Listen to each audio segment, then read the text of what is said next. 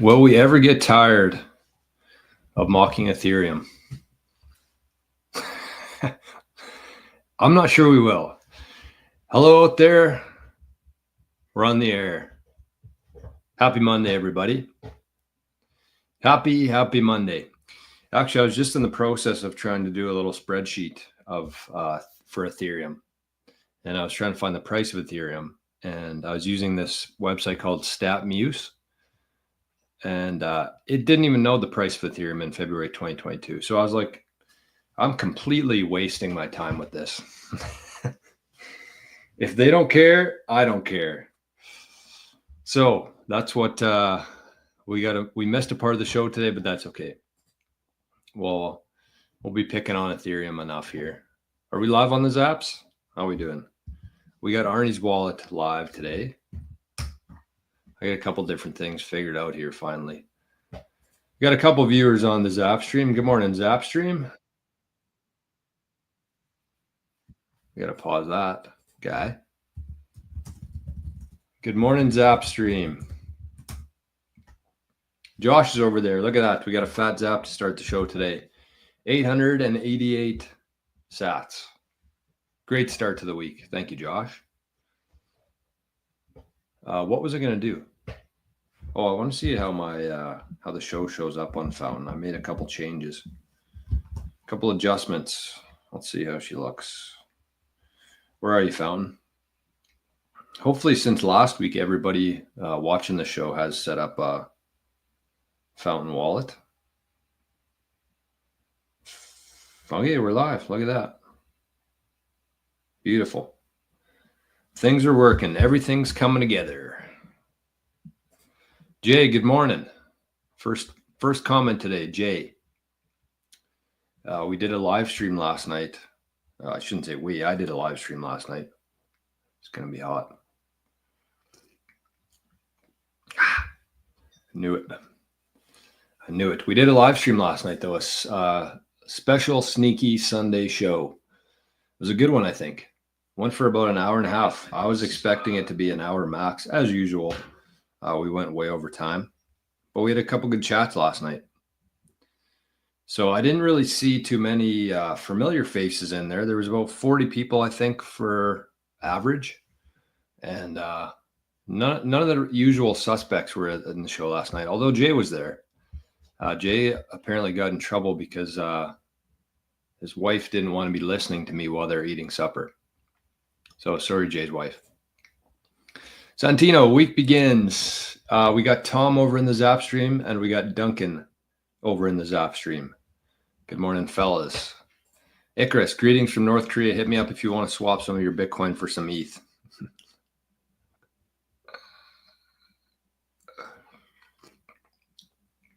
My God, that's hot. Too hot. Josh is in both chats. Look at that. Week to remember this week. Do you guys know that? It's going to be. Ginger's here. Good morning, Ginger. Great to see you, man. Killer. Phil R. Phil R is in the chat. Morning all. Looking forward to a good week. Me too. Oh. Plus 11 in Alberta. Wow. Wow. What is it today? Look at that. We got a weather check. Finally, a nice weather check. 0. Feels like -6, but 0. Oh, I love it. Oh my God, I love it. Duncan's in both chats too. And Duncan just zapped 88 sats. Thank you, Duncan. Thank you. And it looks like, oh my God. That's a fat zap to start the week. That's a jaw dropper. Well, I will say, we were talking about the show last night just now, and I will say Sunday evenings are not good for business. Let me tell you that. I think I actually lost my, no, maybe not. Close though. I was going to say I actually lost money streaming last night because it cost money to stream on Zapstream. And the sats were not flowing in last night at all. I don't know if it was a bad show or it's just People just, I don't know. It wasn't the usual crowd in here, I guess. Maybe that's why. But anyways, we just got a fat zap of 25,000 sats. That's a great way to start the week. I'm guessing I know who it's from, but I'm not 100% sure. Maybe they'll confess in the chat.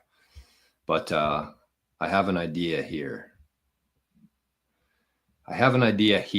Rising River, formerly Lazy River. Good morning, all. Striking some sats to get the week started. Thank you. I'm thinking, who knows though? If you want to confess to it, put it in their chat. Laughpad zap 21 sats. Good morning, lovely people. Happy all-time high week question.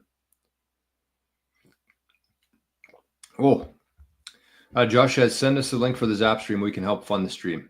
No, you're good. You're good. I got her funded.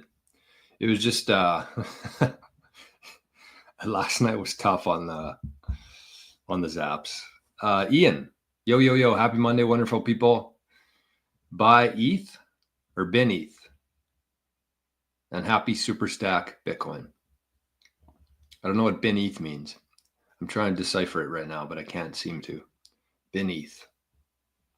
Beneath, maybe? I don't know, like beneath Bitcoin? If so, that's a good one. Matrix, greetings from White Rock. Good morning, Matrix. +4 in Vancouver. Look at that. Stephen Burns is in the chat. Good morning, Stephen. Great to see you, man. Hi, Jor. Hope you're good. How's the head after the whiskey? Oh, it's good. I just had one.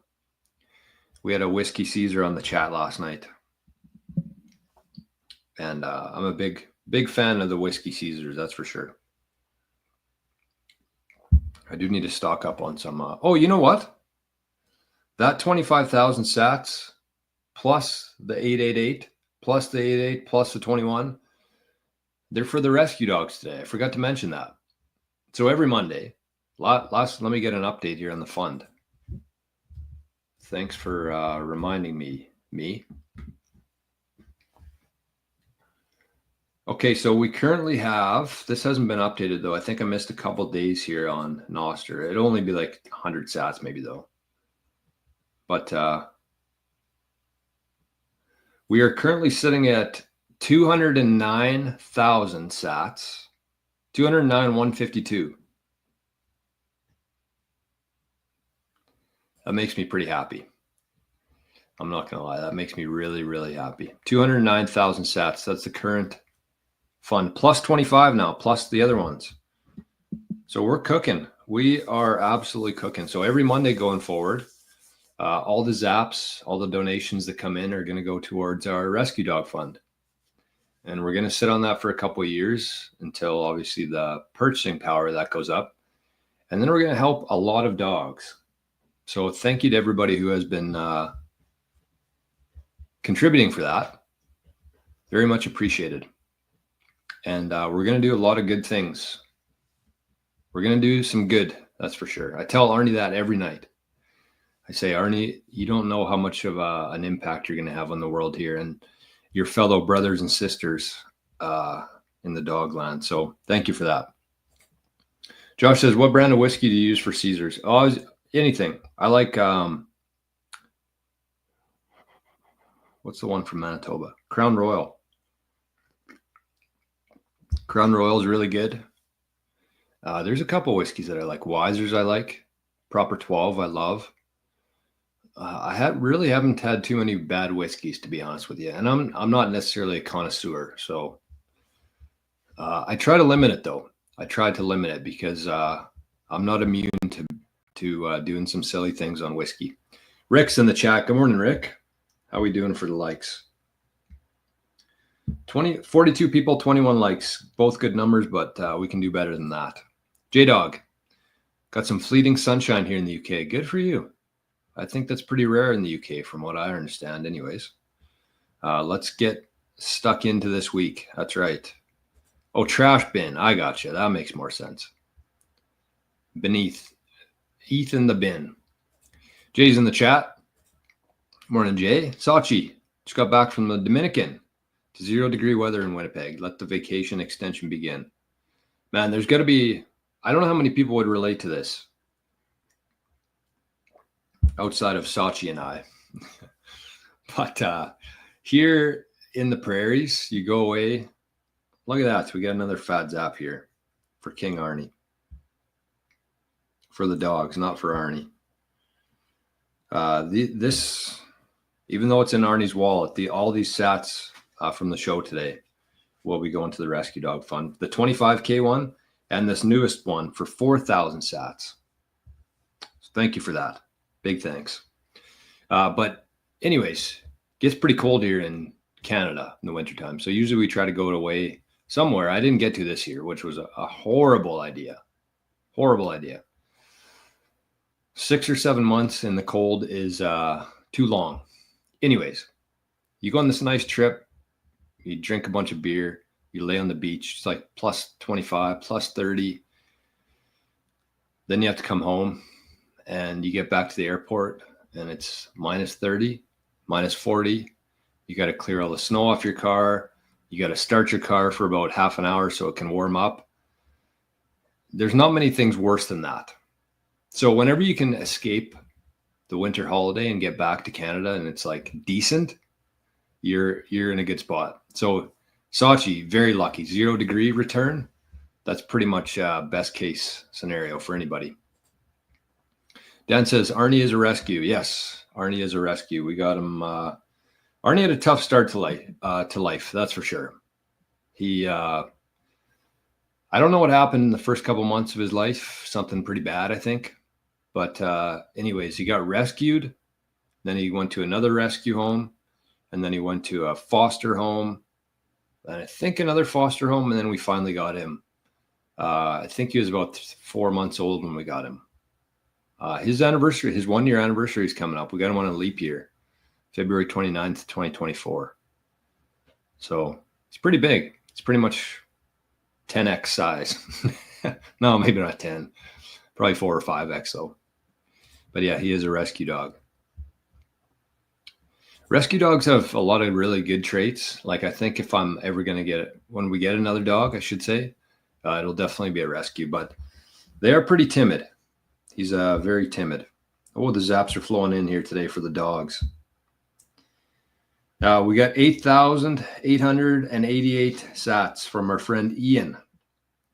The rescue dogs and the leader of the wolf pack, Arnie. Thank you for that. Pretty special. What else we got here? Josh says Northern Harvest. Northern Harvest. Yeah, that was actually the one that won a bunch of awards, right? I like that one. Daniel says, missed the sneaky show yesterday. 88 sats. Thank you, Daniel. And James just zapped 10 sats. That must be from Fountain. Thank you, James. And Duncan says, off to Jamaica in 2 weeks. 26 over there at the moment. Can't wait. Oh, man. Daniel says you need a warm winter break. We're headed to Florida in a couple of days. I'm really thinking about it. I just don't know. I don't know. It's a bad time, I think, because again, the significant majority of my capital is in Bitcoin. And I know what's coming here in the next couple months in Bitcoin. And so if I were to go on a trip right now, it's pretty much going to cost me 2 or 3x as opposed to just waiting and toughing it out. So I don't know. That's how I think about things. When all your money's in Bitcoin, you have to be pretty conscious of, on timing. Gotcha. Bin in the trash. Gotcha. 209,000 real money. Yeah, it's about 250 now after some very generous people this morning. DNK70, good morning. Are Americans still crying over McJesus Snipe and Benny stealing the show? Yeah, Americans didn't like that one. They didn't like that one very much. I loved it. RZ Cowboy says, it's crazy how much free sats you can get just by playing games and doing surveys. Yes. Oh, Letha's over here. Letha with a nice fat zap. 2,100 sats. Good morning, Letha. Great to see you. Yes, actually, I put this in the chat yesterday, and I think that we can talk about it here briefly. Because this is, if you're in the business for free sats right now, which I think a lot of people are, it's one of those things where we're at a place right now where we need to be focused on compounding. That's it. It doesn't matter how much sats you get. You don't need $1,000 to get some Bitcoin. Just get whatever you can whenever you can. Set up a recurring DCA, get yourself an account with Bitcoin Well, set up a DCA, put in like $15, $20 a week. Just start compounding Bitcoin from whatever source you can get it. And it doesn't matter what the amount is, just get as much as you can. Add as many different spokes to your wheel of sats as you can. The more spokes you add to it, the more faster it's gonna go. So that's what I would say. And one thing I've actually found, and I want to give a couple shout outs here. I don't know if BTC Backpacker still watches the show or not, but he was the first person who talked to me about Ember, and I just kind of laughed it off. I thought it was kind of a scam. And then one of the community members here, John, he told me about Ember. He just got onto it, and so I downloaded it. And I'll tell you, it's a very underrated way to obtain free Bitcoin. So I'll tell you about it here in just a sec. Let me find it. I shared it on the show last night too, the link, because I think you need a referral link to start earning Bitcoin. So there it is. You should be able to click that. It was clickable last night. But what you need to know about Ember is you just set an alarm every single day, same time. Could be 9 a.m., could be during the show, whatever. Set an alarm the exact same time every day. And you just open up the app. Let me see what I got right now. So it says in an hour I can start mining again. So it goes for 24 hours. So you just got to go in there one time per day. You just press start earning Bitcoin. And you're literally just going to start earning Bitcoin. It's like 5 sats per hour, I think. And then you get some friends on there, you get more. And so you go in there once per day and you literally just press a button and get free sats. But the kicker there is that you can't withdraw them, which sounds bad, but they get separated. So let's say that you set up an Ember account, you earn some Bitcoin today. Let's say you get 200 sats today. Those would go into a category called bonus sats. So any sats that you earn from, they call it mining sats, which essentially you are, but you don't have to contribute any power, which is nice. But they're bonus sats. So those are not withdrawable.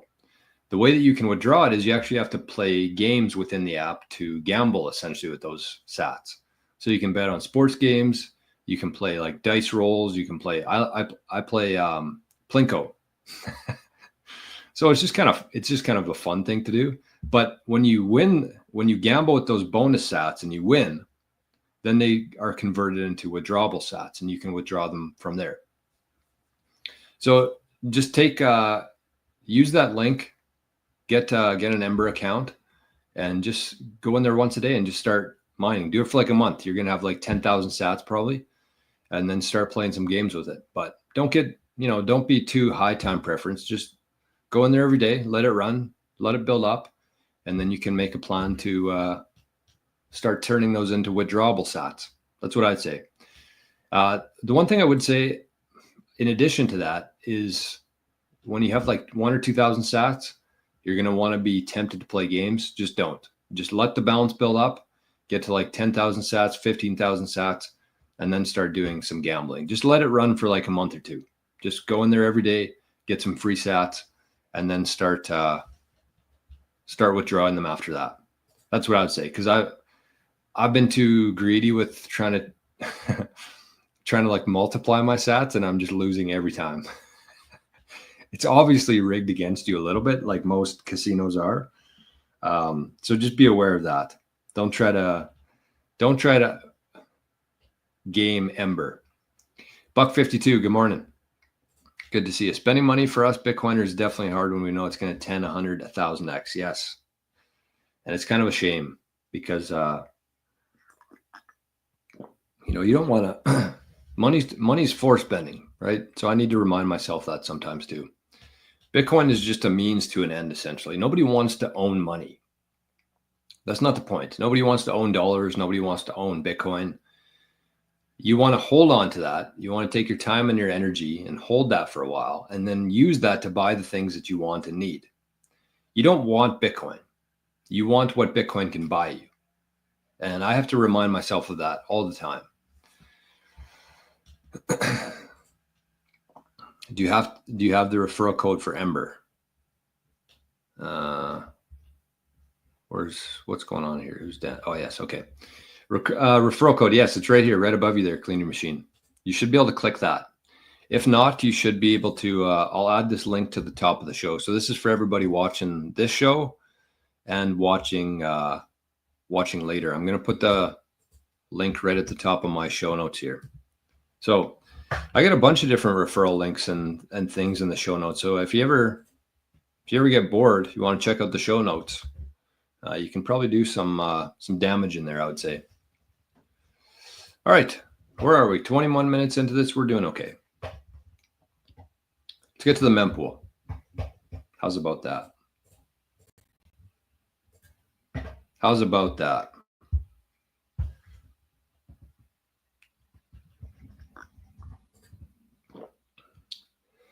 All right, what do we got going on today? Look at this. We're down. So we're currently at block height 885,123, which means there's been 885,123 blocks in the Bitcoin ledger since January 3rd, 2009. The fees are down a little bit. I think they were kind of heating up last night.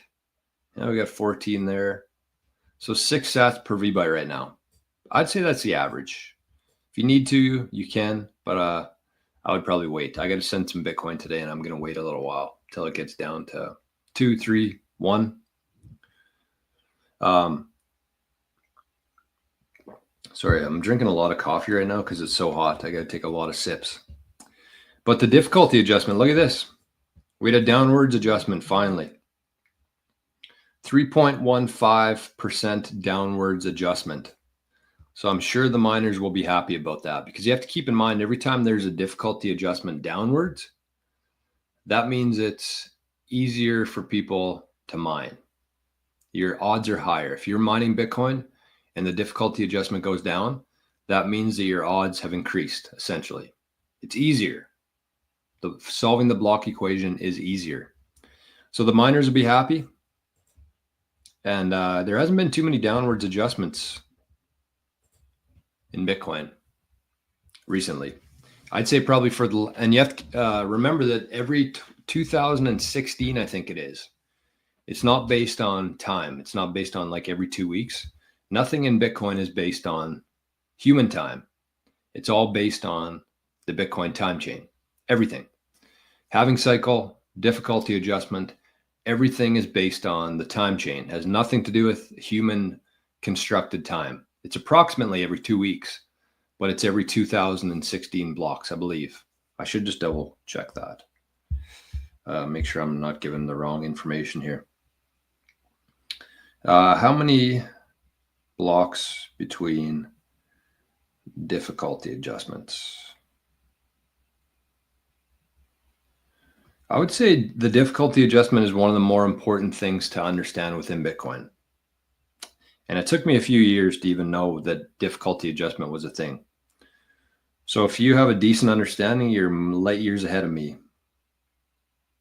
Okay, so Bitcoin's difficulty adjusts every 2016 blocks, which is approximately every 2 weeks, assuming an average block time of 10 minutes.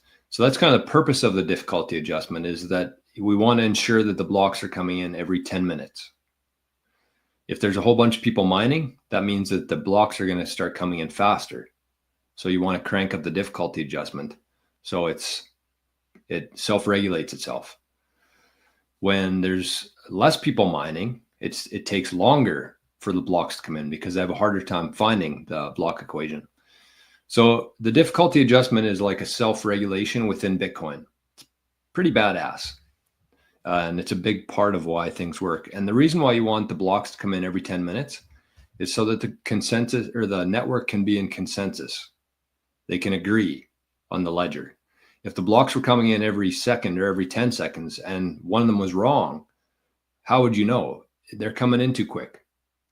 So the beauty of Bitcoin is that it's based on 10-minute blocks, and the difficulty adjustment is what kind of self-regulates that.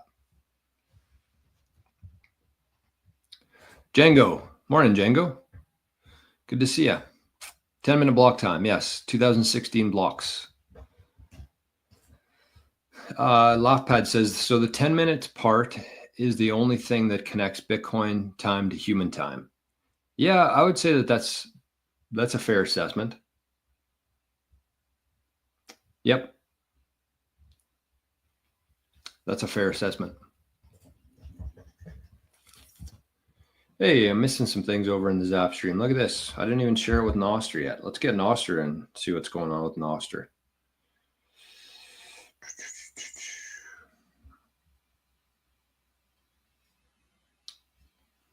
Okay, look at that. Look at that. Beautiful stream. Whoa.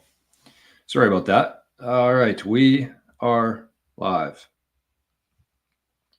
All right, so what's going on in nostr here? We got Letha Zap 2100 sats. James Zap 10 sats saying taking a loan out on Ledden to fund my vacay in Florida. Interesting. Let us know if you want to. Let us know how that goes. I've never used Ledden. I don't think it's available here in Canada. Letha says, I've had about 25 rescue dogs. Only 3 right now. They're the best. That's awesome. 25 rescue dogs. Wow. Wow. Plunger Zap 210 sats. More in Plunger. Matt Zap 10. Looks like that came from Fountain. Good morning, team. Who's ready for rocket ship out of fiat land? Yes. Amen to that. Plunger with 888 sats. Thank you. Fat Zap, I would say, for the dogs.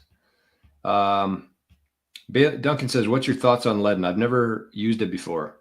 I like the idea, though. I think that there should be lots of options for Bitcoiners to lend out their Bitcoin. Myself, though, I'm not going to do it until there's more track record. I think that's I don't know. That's kind of the way I've lived my whole life so far without really even knowing it, is that I've never been like the first to adopt anything. And I didn't do this like consciously. I wasn't aware that I was doing this, but I'm never like the first to adopt anything ever, but I'm usually like not too far behind. I kind of there's a saying that goes, you never want to be the first one through the door, because the first guy through the door always gets shot, essentially. And I was kind of living, accidentally following that. But when I saw that quote and heard about that, it makes a lot of sense. So things like that, things with lending out your Bitcoin, I don't think you should ever be the first to try anything. I don't like doing that. I kind of let it come out. There's a little bit of market research. There's a little bit of some testimonials there. Get the kinks out, and then you can try it out. So that's probably what I'll do with Bitcoin lending too. I'll probably wait for them to kind of figure it out a little bit more, get some assurance that it's in fact going to be a good idea, and then try that stuff out. So even if Ledden was available in Canada, I probably wouldn't be using it, to be honest with you. Not that it's a bad idea. I mean, I'm guessing, who was that? Matt. I'm guessing like you're probably doing like couple thousand bucks worth for a vacay. So it's there's not a whole lot at stake here, but still. Duncan says Ledden's been around since 2018. So they're probably fine then. They probably have their shit together, I would say. It's just not here in Canada yet, and I'm not really. I'm a little bit hesitant still. Ahsoka zapped 66 sats. Morning, stackers. Late to class. Happy Monday. Morning, Ahsoka. Actually, late to class. The one thing I said on the show yesterday, I was thinking about this, and I was like, so I was watching Gary Cardone. I don't know if you guys have been watching that at all. On Sunday, he does Sunday church. I've actually been enjoying it quite a bit. I didn't know Gary at all. I've never met him, but I like him. I've decided that I like him. And so he talks about church. He calls it church. And I think that this community here, the Daily Show, is much more like church than school. And I think the main reason for that, the reason what I thought of anyways, is because with church, it's more about community, for one, and it's completely voluntary. People go to church because they want to, not because they have to. And I think everybody who watches the show and shows up here every day does it because they want to, not because they have to. Whereas school, not the case. Not really community. There's a whole bunch of different groups within the school and the cliques, and you're forced to be there.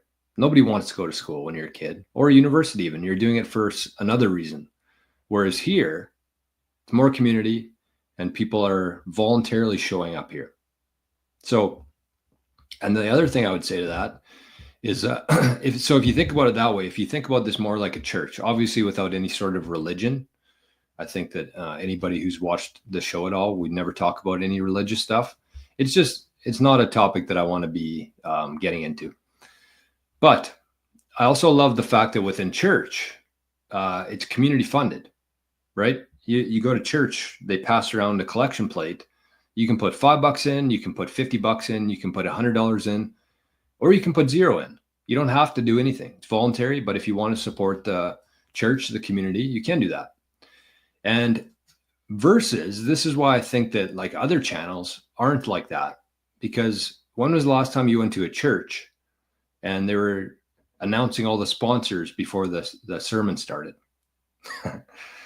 So that's kind of how I think that I resonate much more with church in that sense, because imagine going to church and they say, today's sermon is sponsored by the local General Motors dealership, or this Sunday sponsored by who knows, anybody. So I think that I'm going to start looking at this much more like a community, like church. Obviously not being a pastor or anything like that, but yeah, I think you know what I mean. Another frog, good morning. Think Bitcoin terms of a club. 21 million club, full coin, 42 million club, half coin. That's interesting. Exit only. That's I kind of like that. Except there won't be 21 million people who have a full coin, that's for sure. I think it's at about 900,000 people who have a full coin. And I don't think it's going to grow. I think that amount is only going to be shrinking. So yeah, I like the thought there for sure. My Path to Fire, good morning. Zapped 100 sats and Letha said, good morning, My Path to Fire. I love looking at your food pictures on Nostr. Oh, you know what? I think we had some Nostr news today. What was it? What was it?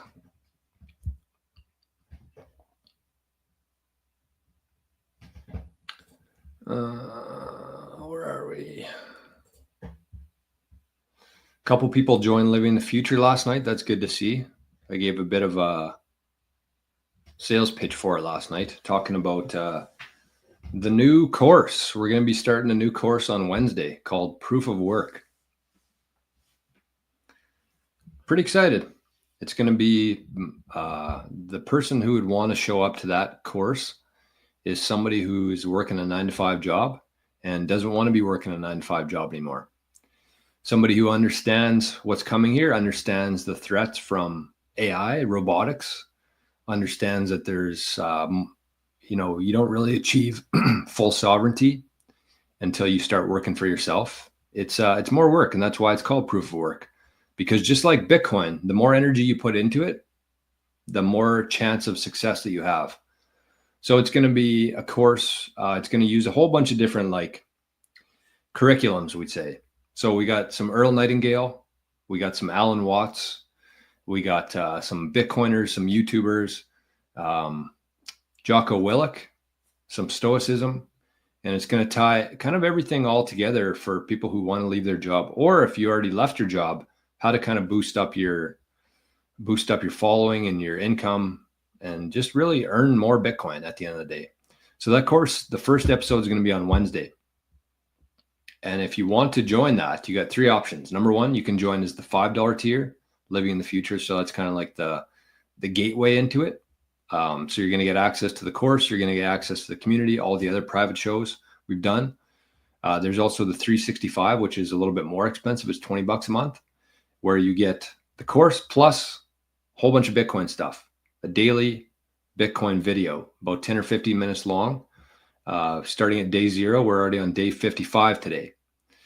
Or you can go a little bit higher than that. If you need a little bit more support, you can get a higher tier, which has an option for 1 meeting with me per quarter and 1 meeting with me per month. So depending on how much help you need, how serious you're taking this stuff, one of those tiers will work. And it's going to all get you access to the course there.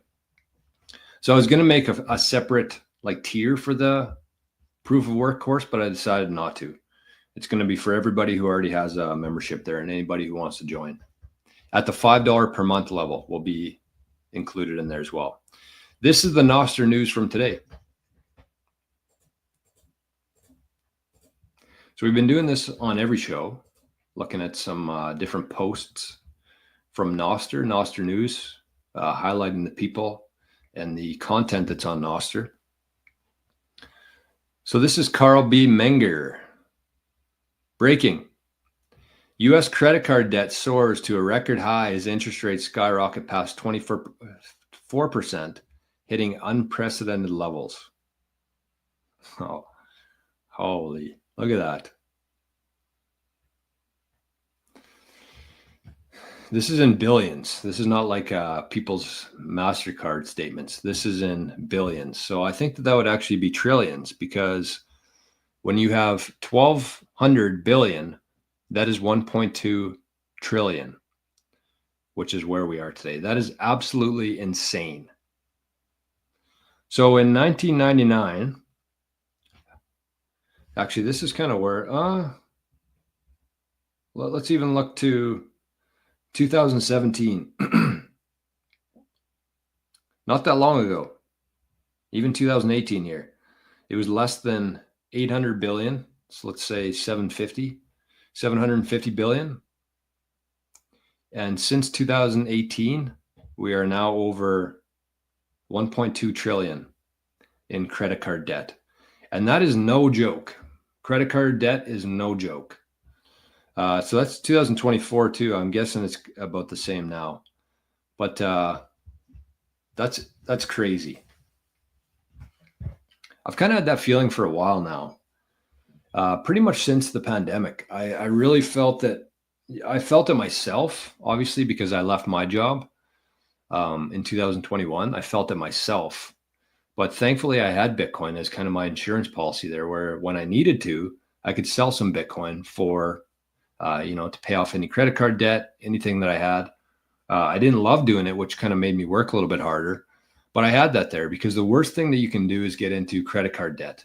Absolutely the worst thing you can do. It's just like it's a death spiral, I would say. I got a meeting right away. Didn't know that. Oops. Okay. Anyways, I've felt this for a while, that kind of everything between the housing market, between the credit card, between just overall consumer debt, it just seems like people have been stretching out as thin as they possibly can for the last couple of years. And I just felt like at some point this has to break. You can only kick the can down the road for so long as an individual. As a government, you can do it pretty much forever, as we've seen. Since 2008, they've been pretty much kicking the can down the road. But for the average person, that comes to an end at some point. You can only kick that can down the road for so long.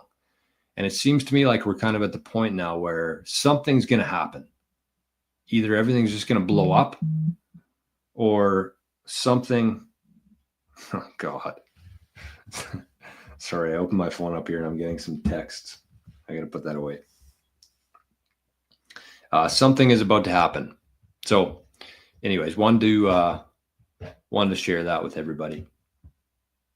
Oh, not the nostr chat's buzzing today. My Path to Fire says, love Alan Watts, great thinker and speaker. Yeah, he's going to be one of the educators in the proof of work course. My Path to Fire says credit cards are only one of their favorite ways to expand the monetary supply. True. Plunger says half the market cap for Bitcoin is in credit card debt. Isn't that nuts? And Hello World is here. Good morning. GM, good morning to you. All right, what's next on the agenda here?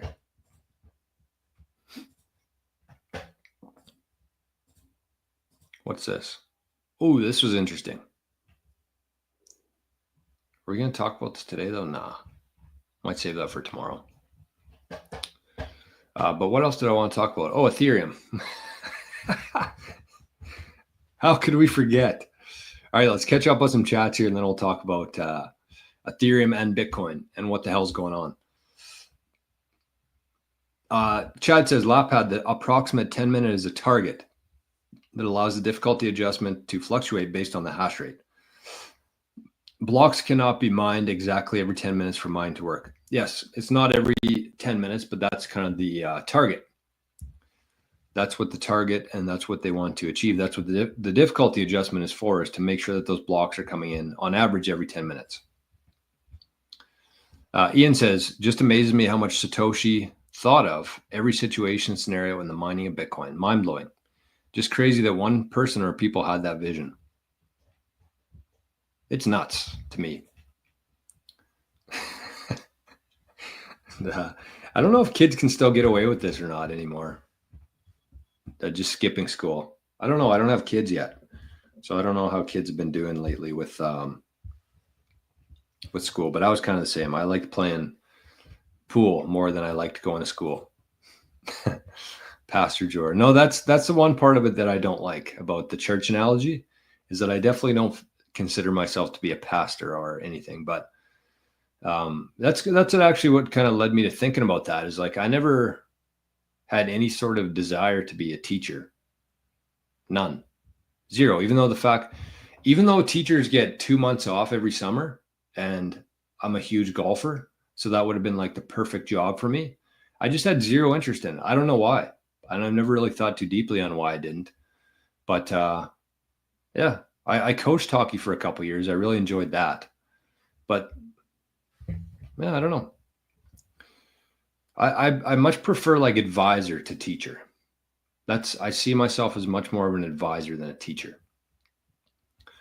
Going to study personal OPSEC quite a bit here in the future. That's a really good idea. And J-Dog says, Joy, love the sound of the course. I'll be all over it. Yeah, it's going to be good. Starts on Wednesday, 2 days from now. So I kind of wanted to give everybody a bit of a heads up. If that sounds like something that you'd be interested in, you can join the Patreon. Maybe I'll share that link in the show notes here for everybody if you want to go check it out. There's a couple different tiers, like I said, and you can choose which one you want, depending on how much you need. $5 gets you in the door. $20 gets you Bitcoin video every day for all of 2025. And you sign up for that, you get 55 videos right off the start. Basically, it's starting at day zero in Bitcoin, and kind of everything that you need to know about how to buy Bitcoin, not like the process of it, but like things to watch out for. Sending Bitcoin, key management, UTXO management, the differences between proof of work, proof of stake, difficulty adjustment, deep dives into everything for every day of 2025. And then if you need more than that, you can join one of the higher tiers where you get access to me if you want it. Tom says there will be a day, probably in the 2030s, where people will say, oh yeah, I remember hearing about whole coins. How many sats made up a whole coin again? Very accurate. Very accurate prediction there. I would agree with that. All right. How are we doing here? 44 minutes into it. We're okay. Is there anything else I wanted to talk about here?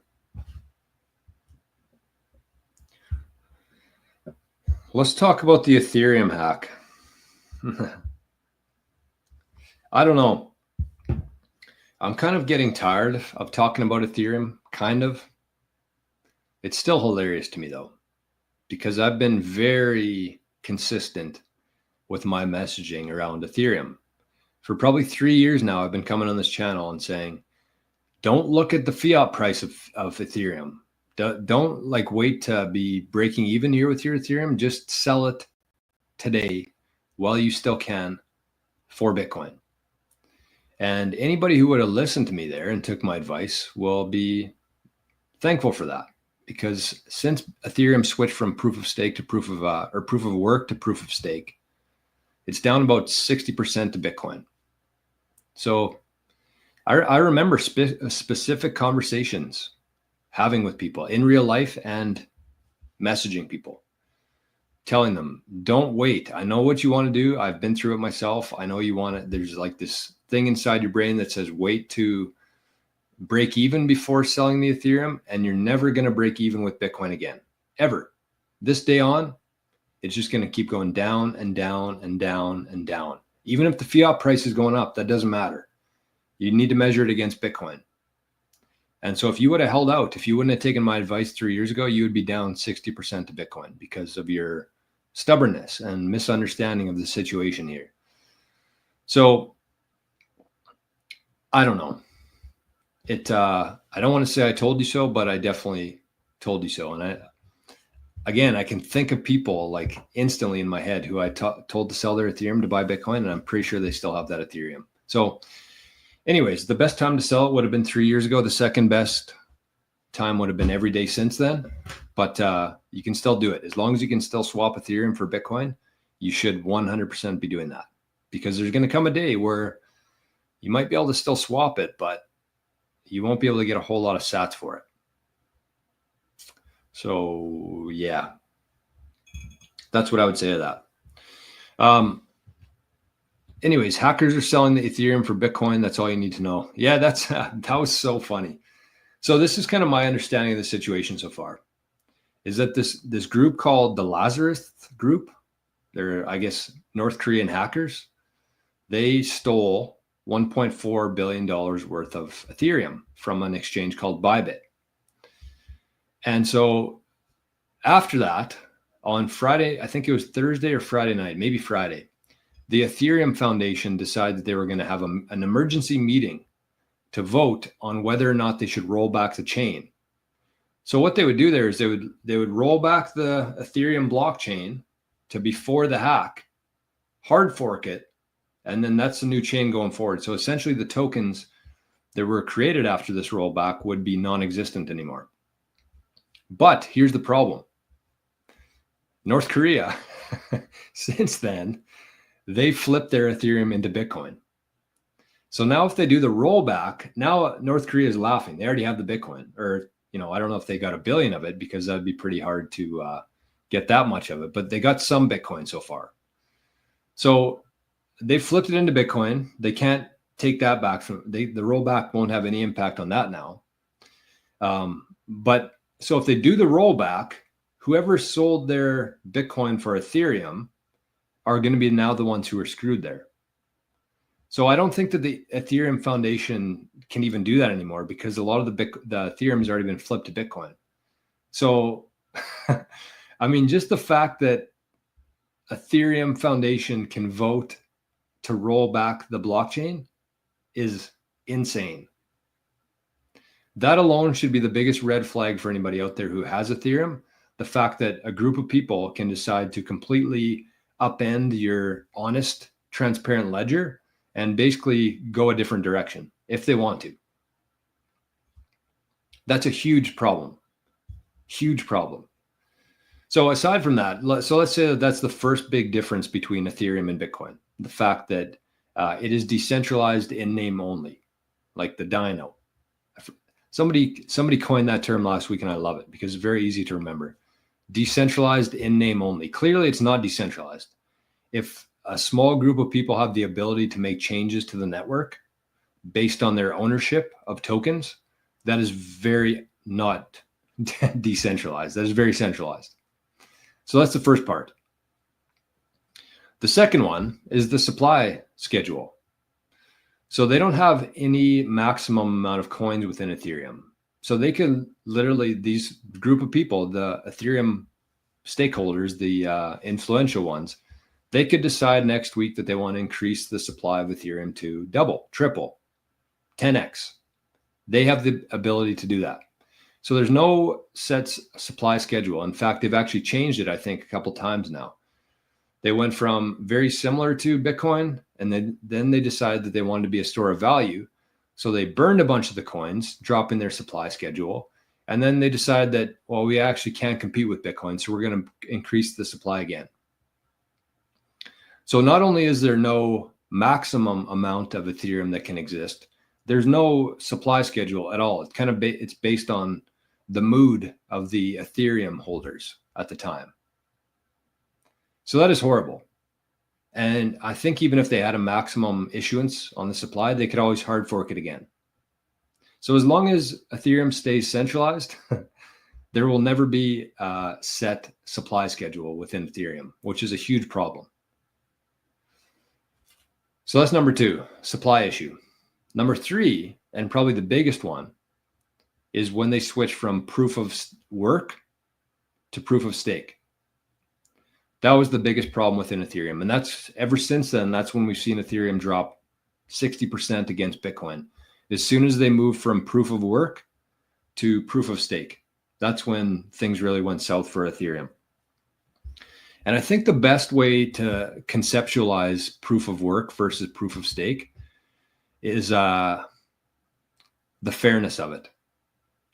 Because with Bitcoin, you have to keep this in mind with Bitcoin. Anybody on earth has the ability to mine Bitcoin. Anybody. I could do it. I actually do. There's my BitAxe right there.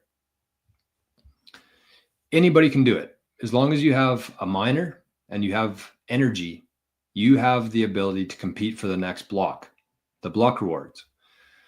Anybody can do that. You don't need to have anything. There's no requirements there. All you need is a miner and electricity. With Ethereum, though, that's not the case. With Ethereum, you actually have to have X amount of Ethereum staked. So I think it's like 20 or 25 Ethereum, which is, I don't know, $20,000, $50,000. So unless you have that, you have no chance to compete for the next block reward, essentially. So it's not fair at all. It's based on how much you have. And actually the lottery for the person who gets to mine the next Ethereum block is based on your percentage of ownership. So if you had 30% of the Ethereum tokens that exist, you have a 30% chance of winning the next block. That's not how it works in Bitcoin. With, again, going back to proof of work now, anybody can mine. Anybody with a miner and electricity can mine. You don't have to have X amount of Bitcoin. You could be the poorest person on the planet and you could still compete for the next block. It's all based on how much hash rate you're adding to the network. It's not based on how much you have. So those are very important metrics. And so just kind of taking that one step further, the reason why proof of stake exists and the reason why it's so aligned with like the World Economic Forum is because they claim that proof of stake is much less energy intensive, which it is, because it doesn't require work. It just requires ownership, right? So there's a huge difference there in terms of like fair distribution, in terms of, I guess, energy component. But Ethereum is very much aligned with like the woke crowd, the World Economic Forum. And so those 3 things, the centralization, the supply schedule, and the proof of work, that's kind of the main 3 differences between Bitcoin and Ethereum. And that's why Bitcoin has significantly outperformed it in the last couple of years. And I don't see any sign of that changing in the future. So apologies to anybody who has Ethereum, but if you still hold Ethereum at this point, you deserve to be rugged. Plain and simple. There's more than enough information to make a good decision on what you should be holding, and Ethereum is not that coin. It's not it might have a use case. People might use it for things, but it's not a store of value at all. So I store my time and energy in Bitcoin. All right, what do we have here? My Path to Fire said the way Adam Back explained it, the OPSEC used by Bybit was horrendous. Signing billion-dollar transactions without proper verification. I did see that. So maybe there was some inside stuff happening there. Who knows? Letha says, I saw they're having an ETH meetup in Denver. Starts tomorrow. That'd be fun. Could you imagine? Could you imagine going to an Ethereum meetup? What kind of people would be there? It's fucking laughable. Duncan said MicroStrategy bought another 20,000 Bitcoin today. Holy shit, did they? That's nuts. Some good chats in the Zap stream right now. Matt zapped 88 sats. Thank you, Matt. So just a reminder in case anybody's just showing up here today for the first time, every Monday show, all the zaps go towards the rescue dogs. So we got a rescue dog fund that was at 209,000 sats before the show today. And it is probably over 250,000 sats now after the show. So big props, a couple fat zaps here. And the zap stream's been humming as well. So if you want to contribute to the Rescue Dog Fund today, we're going to be sharing a live update of the fund every week just for some accountability and transparency. And we're going to help a lot of dogs with that Bitcoin. So pretty unique. I'm sure there's going to be some very special things happen with that in the future, but we're kind of in the accumulation phase right now. So you can set it there if you so choose. What do we got here?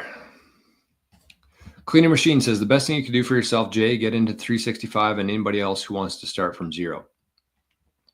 Yeah, the thing I would say about that is like, it's not for people who are brand new to Bitcoin. It's for that, but not specifically. I think that course is for anybody who just wants to be more well-rounded within their Bitcoin knowledge, their conviction, learning about private key management, how to, proper UTXO structures. And we're only 50 days into it. So if you join that course today, you would instantly get 55 videos right off the hop that you could chew into. So thanks for the live testimonial there, Cleaner Machine. Bird Meta, Matt's on both. Love to see that. What a waste of food. Yeah. No doubt. I mean, radical lefties. Yeah. I mean, Vitalik's not even trying to hide that. He said something along the lines of like, make communism great again or something last week. Like, it's just nuts. It's just actually insane to me. Folsom says they're just short of 500K. What's that for? 500K. Oh, MicroStrategy probably. Yeah, because they had 471. And Duncan said that they bought how much? 20,000. Yeah, so they should be at about 492. Wow. I'm not going to tell you what to do, but here's what I'm doing. I'm going to buy as many MicroStrategy shares as I possibly can here in the next month. I might even, instead of buying Bitcoin like I usually do, I might actually take some of that and buy MicroStrategy instead. There are some very big things that are going to be, just the earnings report coming in April, when they report their, is it $12 or $14 billion gain?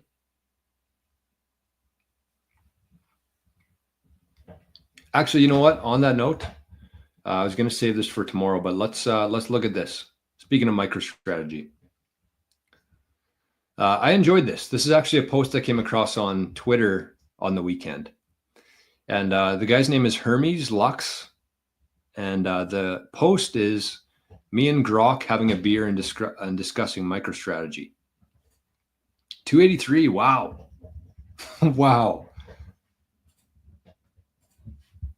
Wow. Okay, that's my Monday plans today, is figure out what I can sell around the house to buy more MicroStrategy shares. 284. That is nuts. Oh, it's actually insane how undervalued MicroStrategy is right now. Not going to be forever. I think that this is probably like your last chance to, like, I don't know. I shouldn't say that because I say that about Bitcoin too. But I think that we got about another month, I would say, of getting Bitcoin MicroStrategy as much as you possibly can. I'm sticking with my prediction of 300K Bitcoin. I'd never made predictions before, but I'm quite certain that we're going to hit 2 or 3. I said 300K by end of March. So I'm running out of time here, but I'm still confident in it. Okay, anyways, back to this. Let's talk about this. Hold on, what did I miss here? Sabian said the CEO of Ethereum looks like he's high on the stuff. Yeah, you're right. Or more. Imagine letting a Lazarus prick get his dirty hands on your coin. Yeah. True words. All right. This is the post. So I read through this a couple times, and we might have to dive in a little bit further after we go through it here, but we'll give it a shot.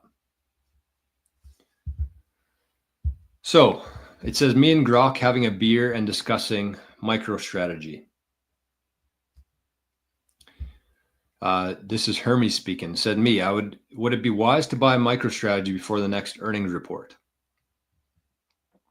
Grok says, deciding whether to buy MicroStrategy stock before its next earnings report, expected around April 28th, 2025, depends on several factors tied to its unique Bitcoin-driven valuation, market sentiment, and your risk tolerance. Let's break it down simply without promising a crystal ball. MicroStrategy stock is heavily influenced by its Bitcoin holdings, obviously, currently at 478, likely to be 500,000 by March 31st per your prior scenario, and Bitcoin's price. If Bitcoin stays at or rises from its current price of $100,000 to 105, the new FASB rules will force MicroStrategy to mark up its gains in Q1. So wise or not, if you're bullish on Bitcoin reaching 105 by March and trust MicroStrategy leverage, buying before the earnings report could pay off potentially big. $400 a share to $900 per share. So the guy says, buy it or not. Grok, I can't give a straight yes or no to buy MicroStrategy since I'm not a financial advisor. Financial advisors. And don't know your personal situation. Actually, I shouldn't say that. There are some good financial advisors out there, but they're very few and far between. I would say that there's about 5% of, maybe less, maybe 1% of financial advisors in the world that I would trust with my money. But I'll frame it simply based on the data. If you believe Bitcoin will climb past 105 by March 31st and aren't scared off by dilution, then buying at $300 per share could make sense for a shot at 900. Blah, blah, blah. Me, not looking for advice. Imagine this was a game. He who has the most money wins. Yes or no? Got it. And the goal is max money by April 2025. Yes, buy MicroStrategy at 300 per share. If Bitcoin hits 130, you could see $2,400 per share, an 8x gain, outpacing most moves in this time frame, even without the dilution risks. All right, so here's the interesting part.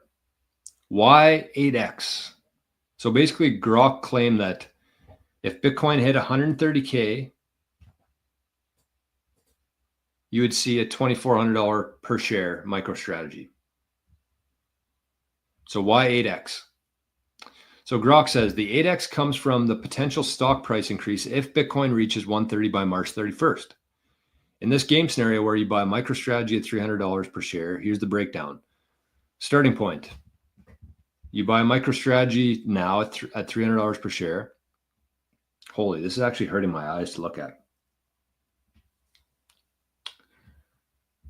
I need to reduce that a little bit.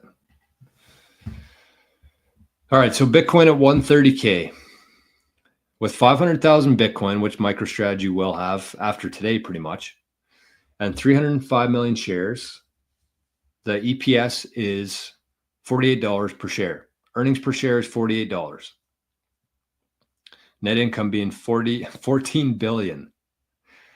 So using the Magnificent 7 average price per earnings share of 55, stock price could hit 2,600 per share. Oh, wow. Rounded to 2,600 in my estimate. Even with a lower PE of 25, it's 1,200 per share. So basically what it's saying is just taking the price per share, earnings per share. So it's looking at the 130,000 Bitcoin times 500,000 Bitcoin divided by 305 million shares. And that gets a 48 EPS. All right. That's where we are right now. And it's saying that based on the comparatives within the stock market, if you look at like the Magnificent 7, their PE ratio is about 55. So that's what we want to compare it to here. So we're taking the earnings per share of 48 times the 55 PE ratio, which is kind of the average within that group. And that's getting a price per share of 2,600. So Grok said, even with a lower PE of 25, let's say, which I would say is like closer to the average of the stock market, it's $1,200 per share. So gain calculation at 2,400 per share, that gets us our 8, pretty much.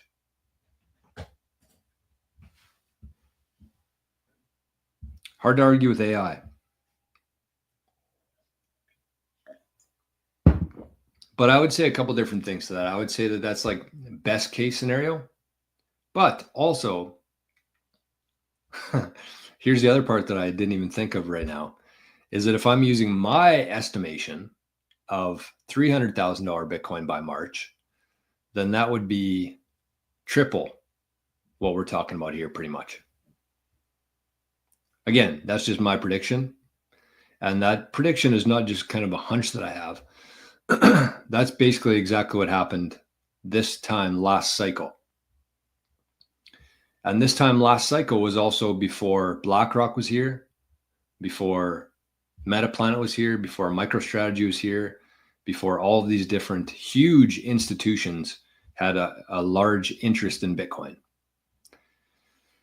So not my opinion, that's what has happened historically, but it might even be higher than that. So kind of my point of this is like $285 per share is a gift. $100,000 Bitcoin right now is a gift. So take that kind of how you want to. Oh, we're over an hour here already. How'd that happen?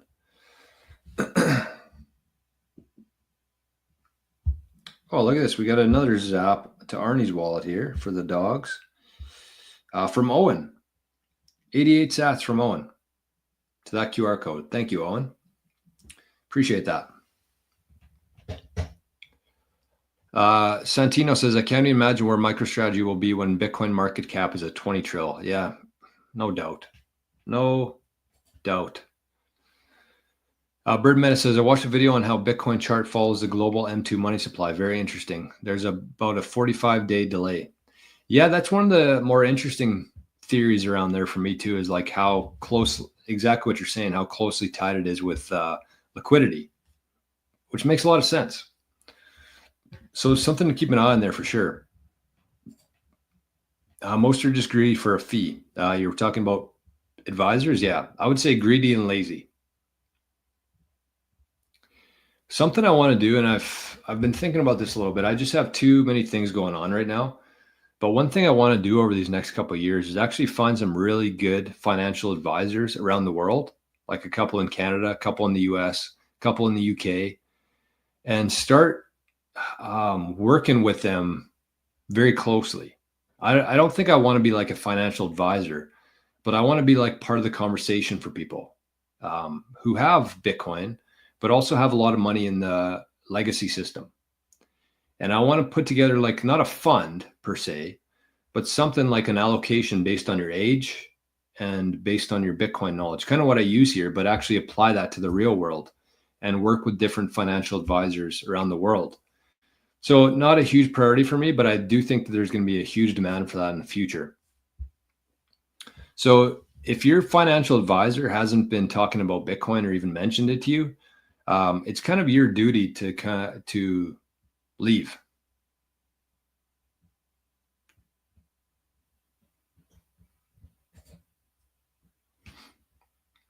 Lockpad says, won't Sailor dilute and tap into ATM to soften the peak?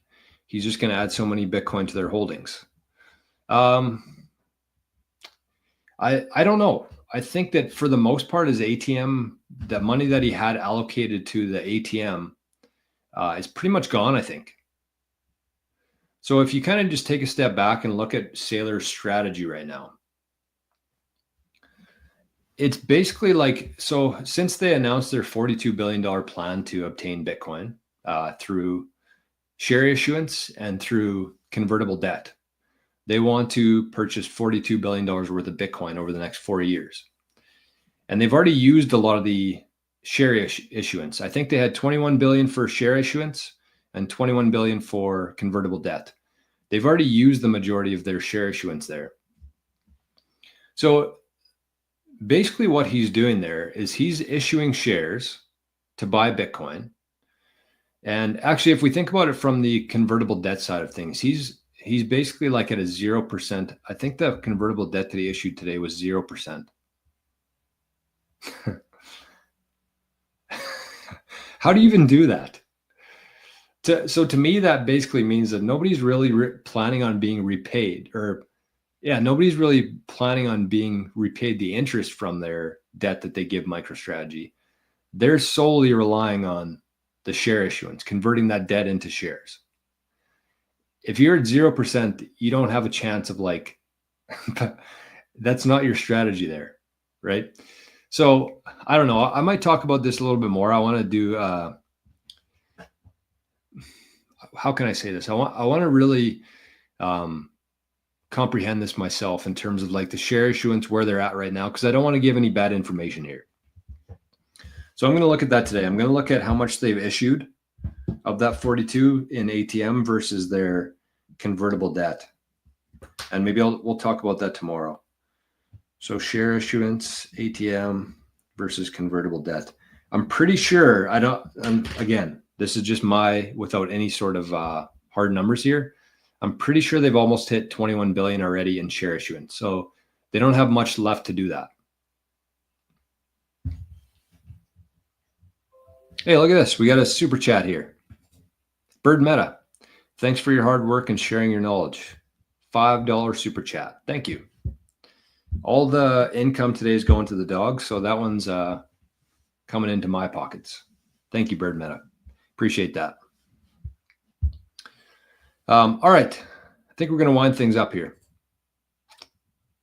We make a bag with MicroStrategy to buy Bitcoin. MicroStrategy makes a bag with MicroStrategy to buy Bitcoin also. Yeah, that's true. That is true. Sailor bought 20K Bitcoin today for 1.9 billion. But that was with convertible debt, I believe, right? Pretty sure.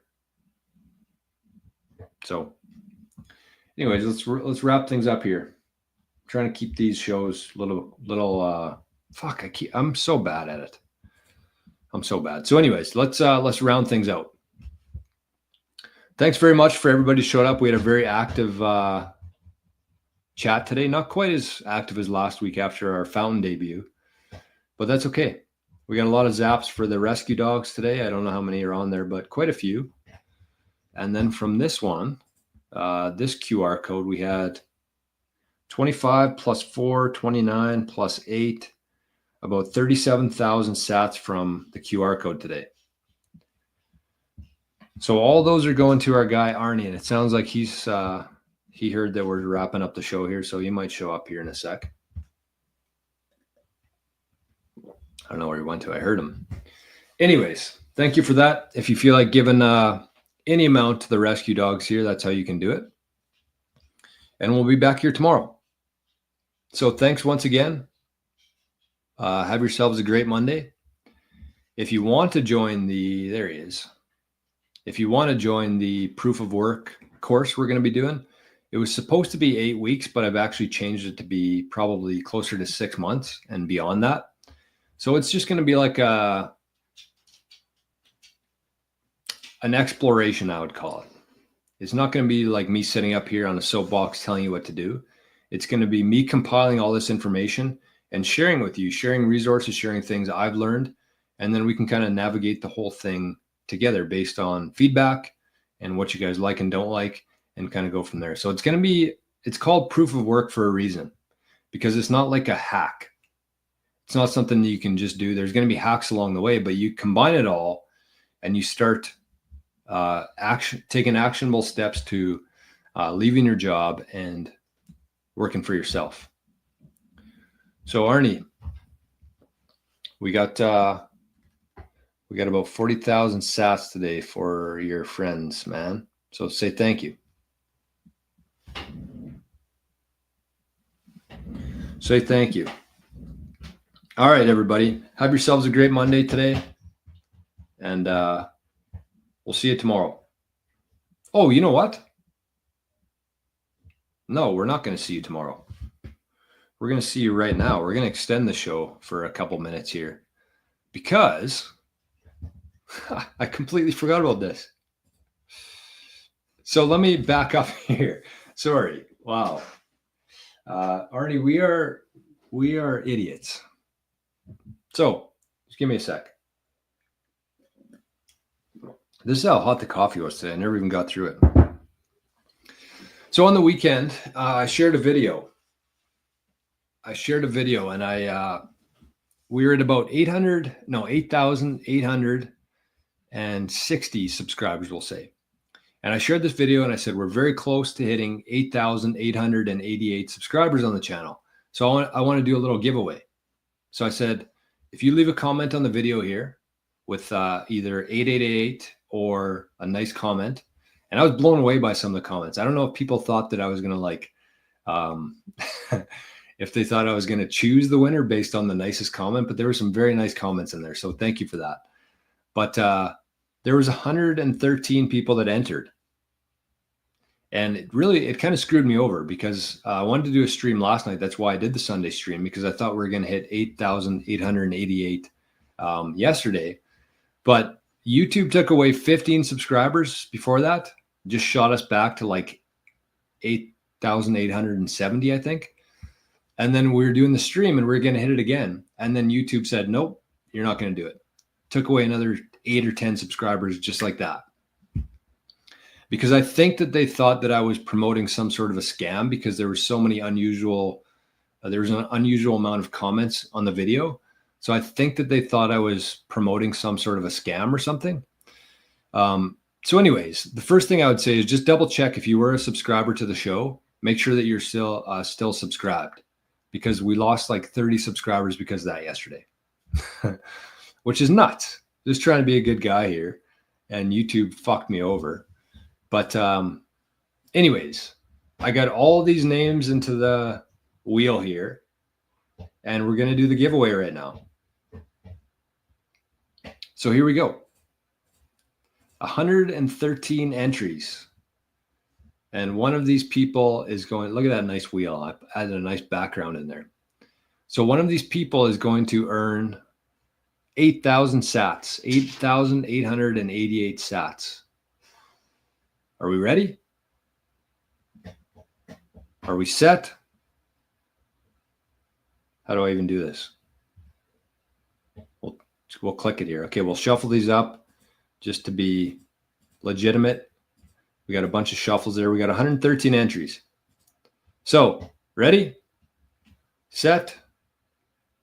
Here we go.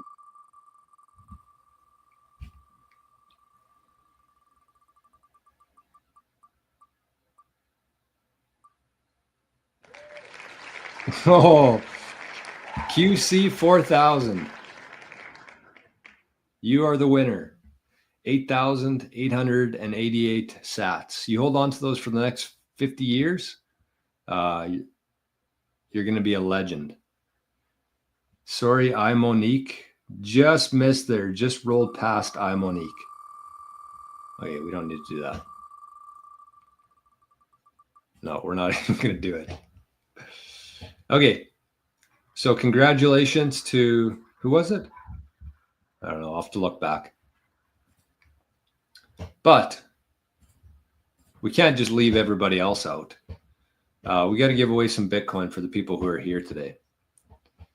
So yeah, that was 113 entries. Pretty impressive. And I thought that actually might help get some traction on YouTube with all the comments, 113 of them.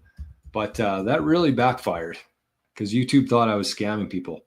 So they took away a whole bunch of my subscribers, which whatever, who cares? But anyways, yeah, talk about your all-time backfires. So pretty cool. 8,888 subscribers to the channel now. The next time we'll have all 8 will be in 80,000 subscribers from now, which my guess is that'll probably never happen. So this will be like the last chance we ever get to do that, maybe. So anyways, pretty special. I very much appreciate everybody for showing up here every day and subscribing, zapping, just being a part of this thing, being a part of the community here. So I don't want to leave everybody out here. So let's give away some Bitcoin on behalf of Bitcoin Well today. So get your Lightning wallet out. Get your wallets out. Get ready to go. And some lucky person is going to win maybe more.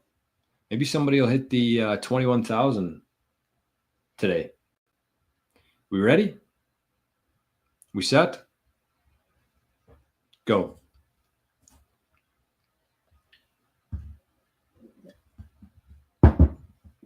Come on, big money.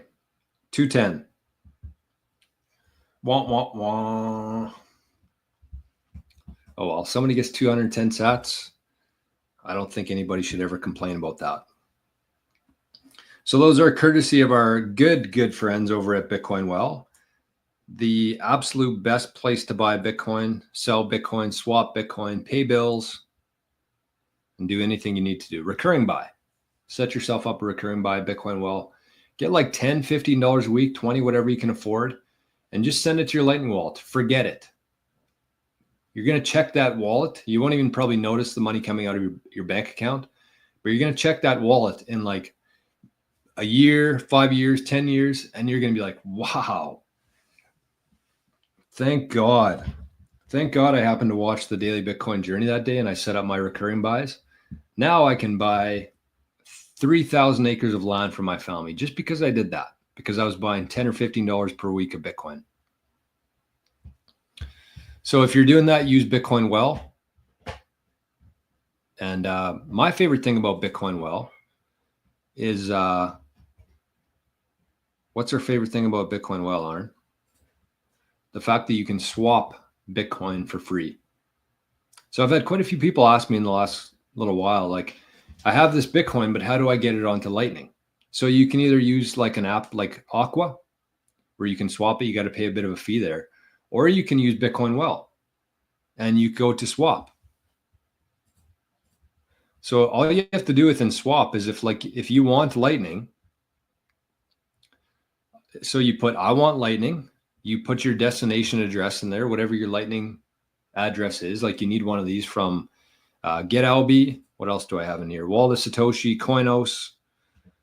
You put your Lightning wallet address in there, and then you send Bitcoin from your wallet to this QR code. And it gets automatically transferred from layer 1 to layer 2. Actually, not automatically. It probably takes a couple hours because they batch your transactions. But you can get it into a wallet, and then you can go on Nostr, you can Zap, you can do all these different things. You can buy things online with Bitcoin. So the nice thing about Bitcoin Well is they do this swap for free. I don't know of anybody else who does that. Exchanges, apps, anybody. Bitcoin Well is the only place I've seen that does free swaps. I'm pretty sure it's free. Yeah, all swaps are 0%. Absolute no-brainer. So if you want to get yourself a Bitcoin Well account and you get 5 free tosses into the well, which equates to at least 1,000 free sats, you can use that link there. Pretty simple. Pretty simple. Nice wheel, Jory. Yeah, that took me a lot of time to put those fucking names in there. So, I mean, it's good because I wanted to say thanks to everybody here for subscribing. But I mean, that was a horrible idea because not only did it cost me a whole bunch of subscribers because YouTube thought I was scamming people, it cost me about an hour of my time to put all the names into that wheel. Plus, it cost me 8,000 sats that I get to give to QC 4,000 now. So I think that that wasn't the most financially strategic move that I could have done, or time-wise. But anyways, I appreciate it very much, everybody. So manifested. I think you were talking about the 80,000 subscribers. I have no desire for that. Truly.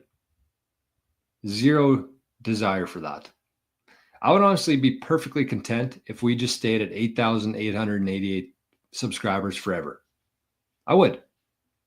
Because I know the quality of people that are in here. I know the quality of community that we're building here.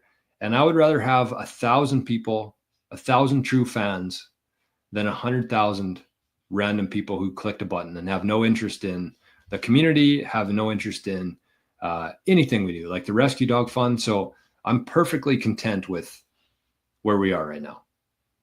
And subscribers is nice for, like, you know, attracting sponsors and stuff like that. But this is going to be a community funded venture, not sponsors, because I want to be the one who decides what I say on here.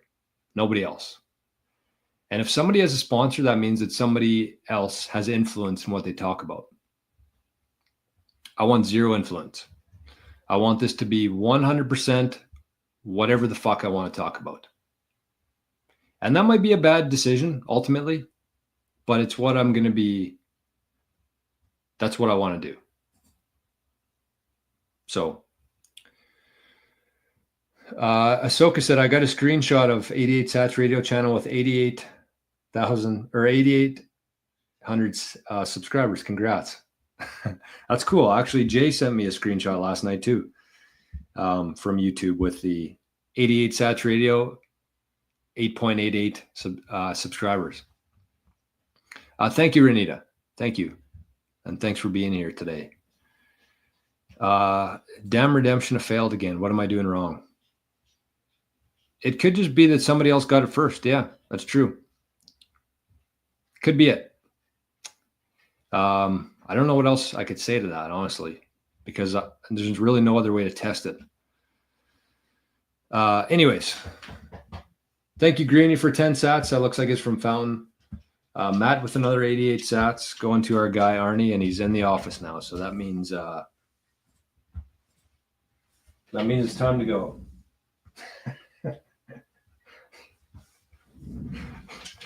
All right. I got to eat, and we're going to have a good day here today. So we'll see everybody tomorrow. Thanks again.